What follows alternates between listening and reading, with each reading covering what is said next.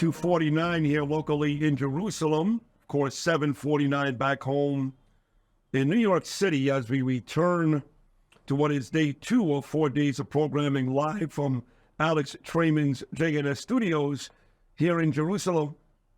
And as I told you about all morning long, Rachel Goldberg, who joined me on this program about 3 weeks ago, was right about the time that the October 7th tragedies were 100 days old.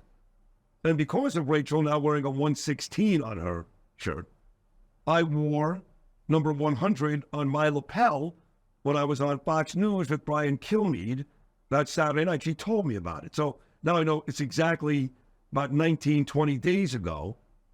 Her son Hersh has been held captive since that awful day. He, of all the kids I see and the girls we see often, Noah and Amia's home, but for me, the boys, the men, Hersh is the one that I keep seeing. And I've seen his mom, who's so courageous, on television, do media 1,000 times in an effort to bring home not just her son, but the other 130 plus hostages that are still being held.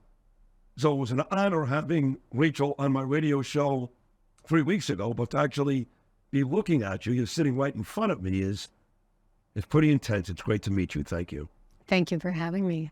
Happy to be here. I'm glad you are here. I'm not going to ask you this question, how are you? Because that's a stupid question. Right. But it is 116 now.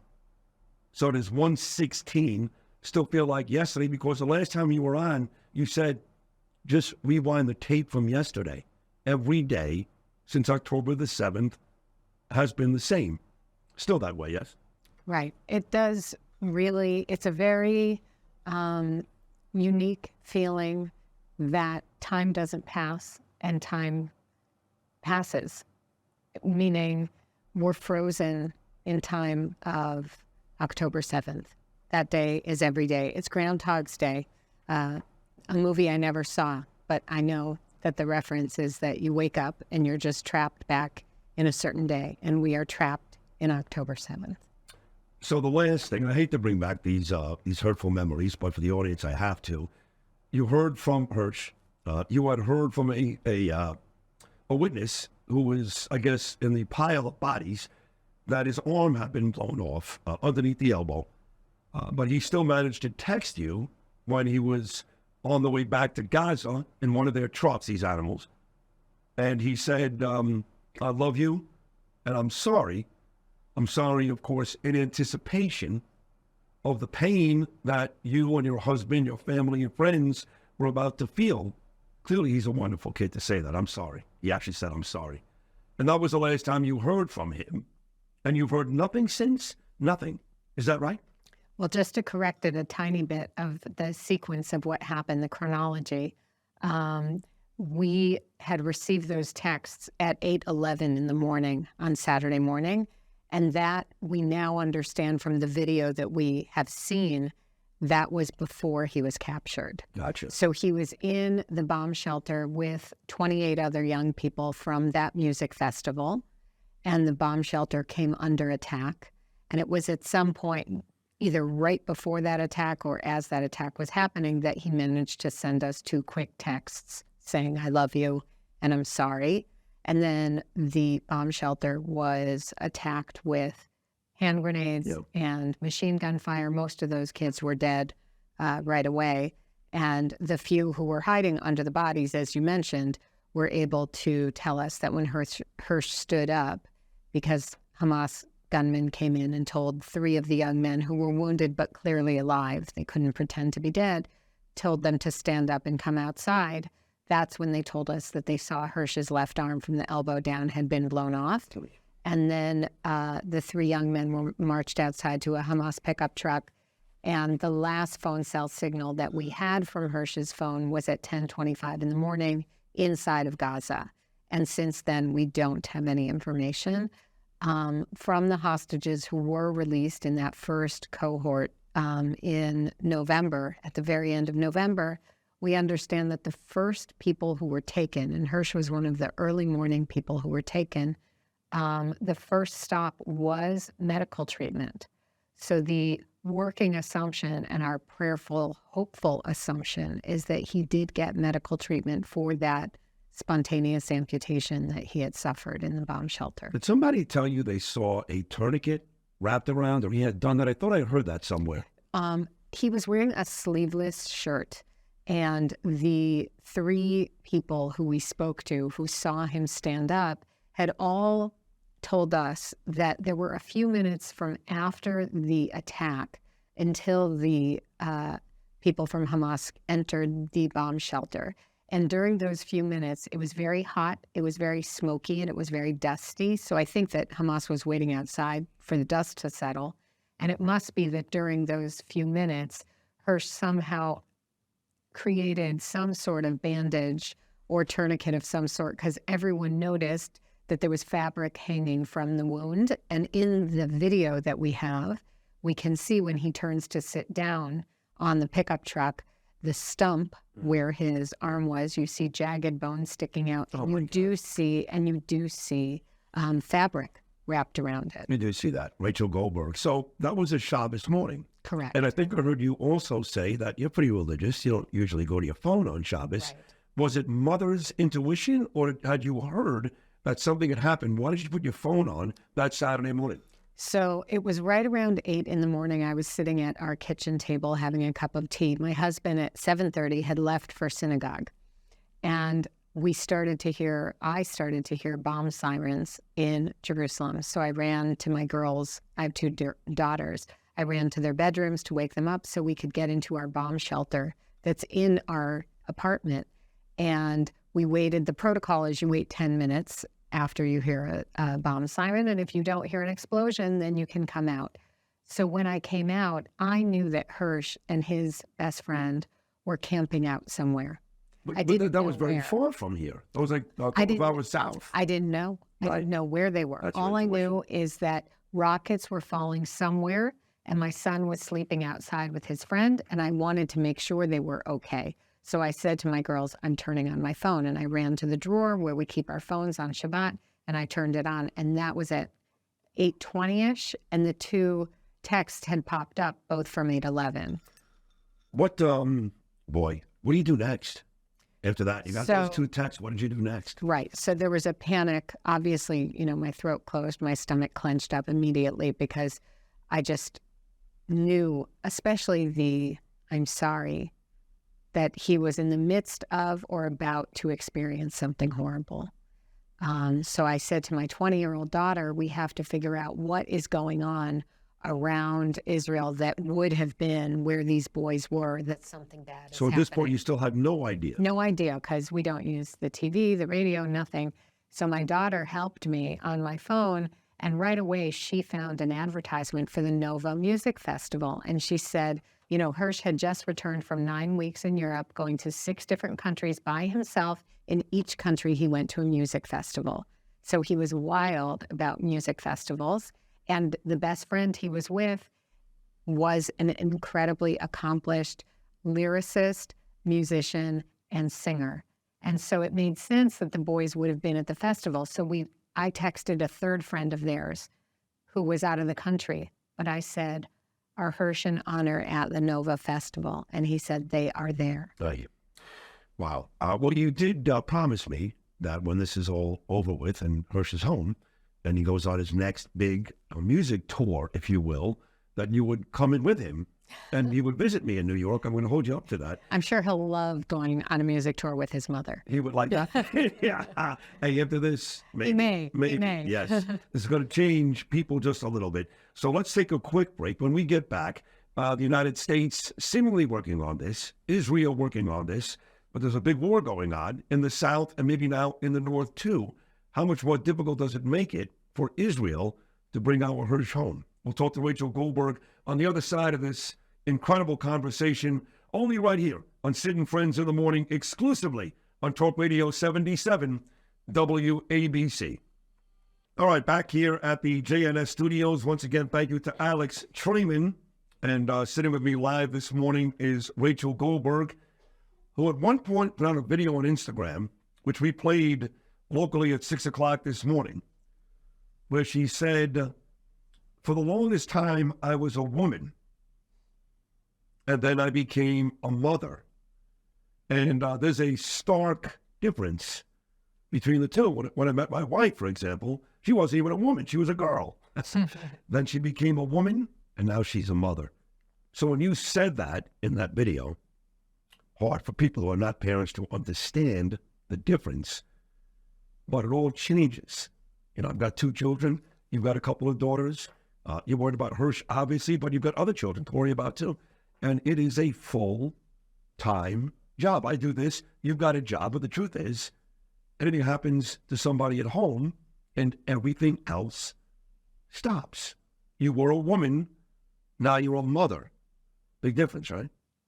Definitely. I think it just changes how you move in the world. And so I think I've spoken with many mothers about it, that there's something about that first child because they change who you are in the universe. And so Hersh, is my eldest. Right, 23. He's 23. Just turned 23 that day. He turned 23 on October 3rd. Okay. A couple days He was before. celebrating on that day. Correct. Right. And he's my only son. And there's a special connection. Of course. So I've also got one son too, Gabriel, and I know exactly what you're talking about. I'm the father, not the mother, obviously, but I know what you're talking about. So before the break, we went to break, actually. I said to you, I don't know how you do it. I know you hear that all the time. It's got to be annoying, but it's true. I don't know how you do it. But you said, well, and then you stopped yourself, and you said, let me save it for the air. So what do you do every day? How do you do it?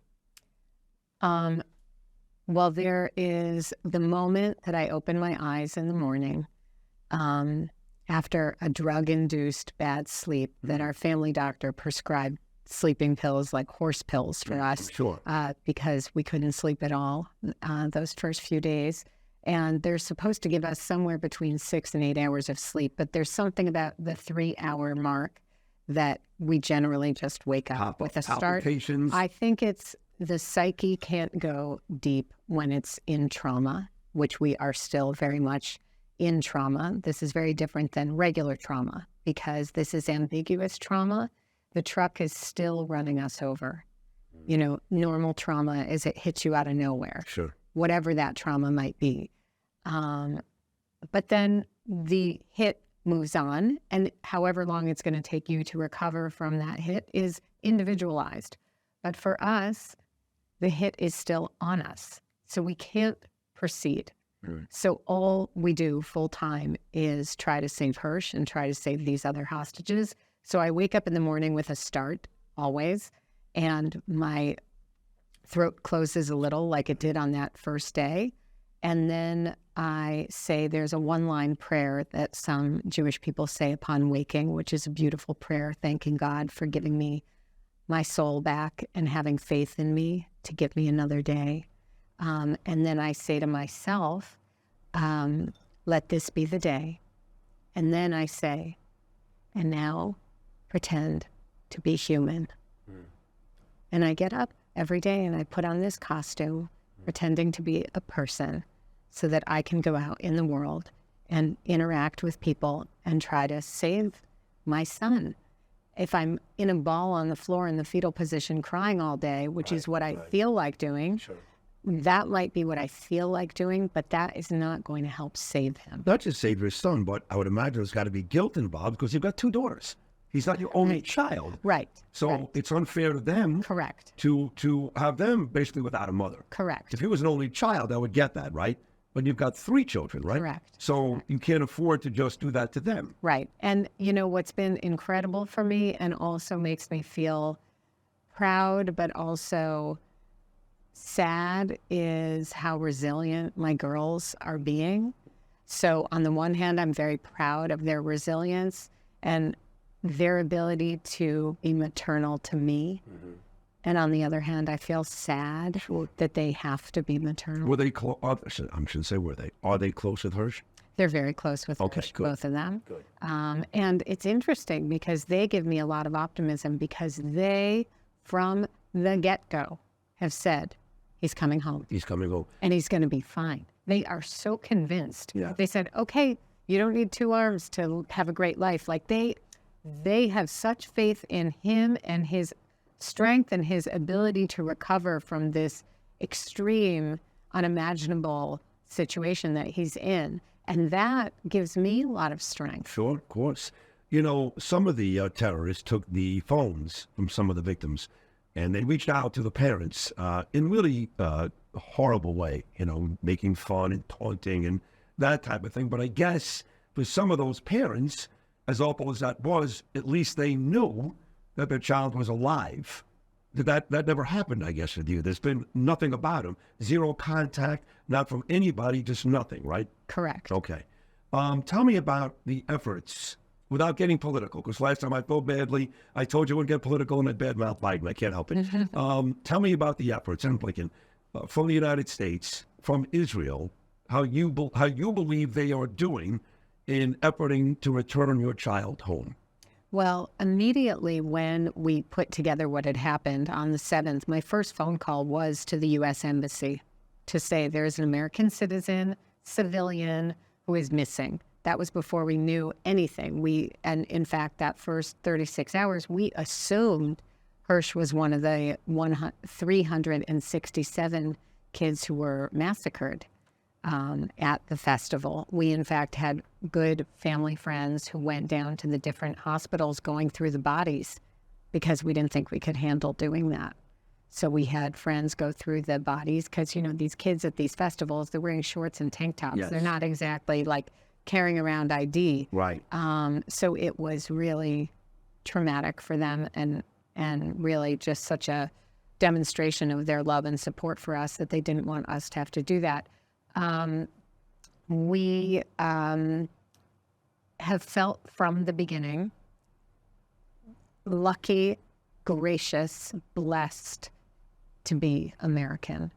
Really? We have absolutely felt that the American administration, the Congress, every single person we've met, from the most right-wing Republican to the most progressive Democrat, such unbelievable support for trying to help free not just Hersh, but, you know, there are a total of 6 U.S. citizens who are still today being held alive. There are 2 that we know of who were taken who unfortunately have passed, but their bodies are in captivity, U.S. citizens.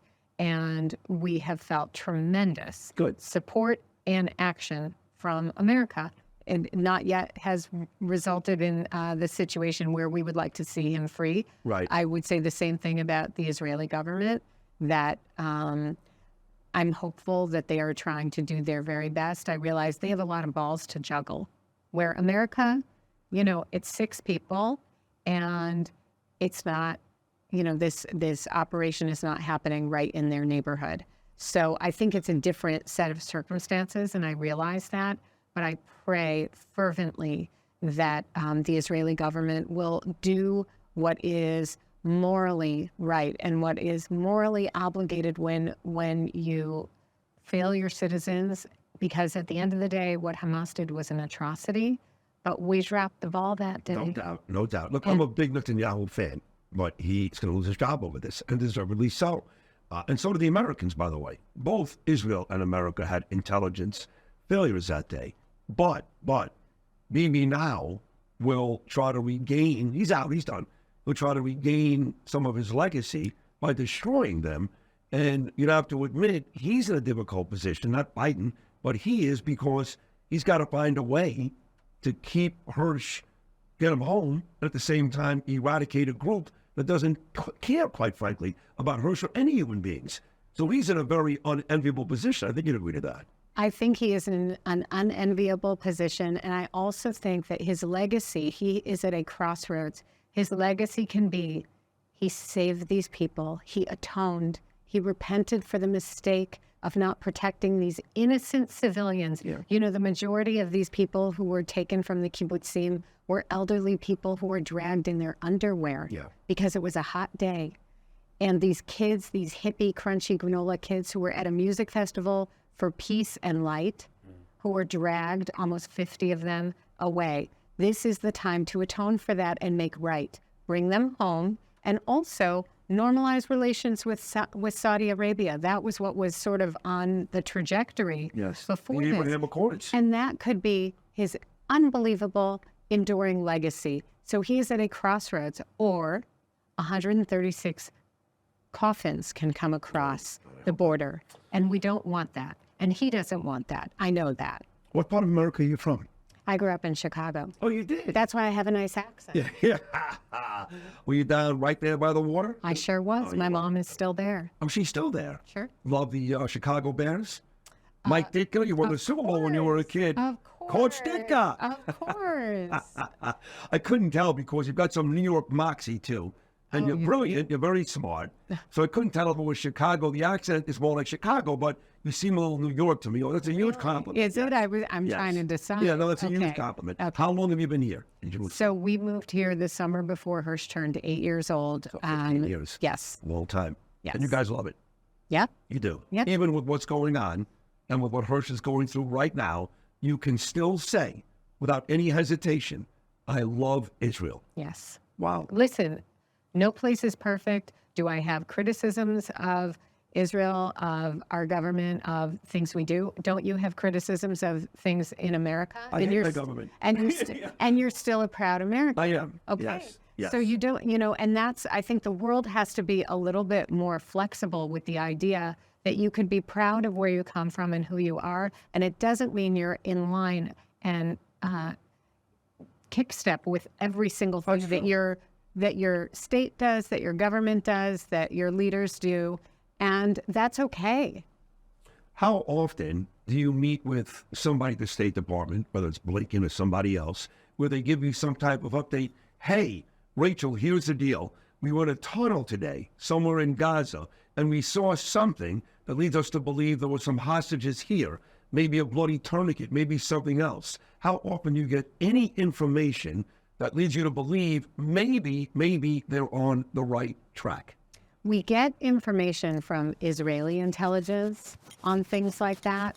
We have 2 different representatives from Israel that are in charge of our family. And they touch base with us. I mean, one of them would touch base with us every day, except we finally had to say to her, it's okay, we love you and we know that you're with us and you don't need to touch base every day. Some people need that. Everybody's different. And there's no judgment there, but we didn't need that. So we get updates like that from her at least every few days or once a week. And America also, when they have anything to share, they're in touch with us. America is very easy for us to reach to. They're very open to us. The people at the way top. I mean, we will be having a phone call actually at 4:30 today, Israel time, with someone in the administration who's going to update us. And again, it's just 6 families. So we're so appreciative. On the way out, you've shown tremendous courage, and even with me these 2 times, a meeting with person is just, you're an extraordinary woman. You really are. And I know that you're confident, and I am too. I mean that. And I love the fact that your daughters keep telling you he's coming home. But in your darkest days, there's got to be moments, almost every day, where you, at the very least, toy with the idea that he's never coming home. And that's it. And your daughters maybe get you out of it, or your husband, or I'm not sure what it is that day, but how often do you deal with that possible despair? Is that a daily thing? It depends. There's always these fleeting moments throughout the day, because when you're in so much living in a universe of unknown, your mind can't help but go to scary places. Right. And on the other hand, I really believe, first of all, I really believe in God. I really believe in Hersh. And I really believe that he's alive and that he is going to come home. And so when I have those dark moments, I often will turn to Psalms. I recite Psalms throughout the day. I have one in my bag that I keep with me. I feel like it's a self-help book. Yeah, of course. And I look up a psalm from when other people in our history have been in despair or fear or angst or agony. And I'll read something that King David wrote when he was at his deepest, darkest point, and it gives me strength. He's very proud of you, Hersh. I guarantee you that. He's got to know what you're doing every day. So I thank you for this. I know it was a tough trip to get here. Took you, what, 3 minutes? I know, about that. Maybe half that time. But it's great to meet you. You And too. if there's anything I can do, WABC, anybody in New York, we are hearts are with you. I promise you that. We talk about you a lot on this show. And Hersh. Thank you. And we only want the best for all of us. I hope that next time we see each other, he's with me. Me too. And please just keep spreading the word. It's really important not to forget these 6 American citizens who are trapped there. And you can also follow us on Bring Hersh Home. Bring Hersh home. And And that is H-I-R. No. H-E-R. Yes, just like a Hershey bar. Hersh. Okay, I want to make sure because I I've seen it know. spelled 5 different ways. Oh, my already. husband Fox keeps News saying spelled it incorrectly. it's always spelled incorrectly, and his last name is hyphenated, so it's Right. even worse. Right. Right. It's basically 3 last names: Hersh, Goldberg, Poland. We didn't really think the full thing through. Well, listen, the best to all of you guys. Thank you for doing this today. And like you said, hopefully next time I see you, he's sitting right next to you, okay? Amen. All right. Thank you.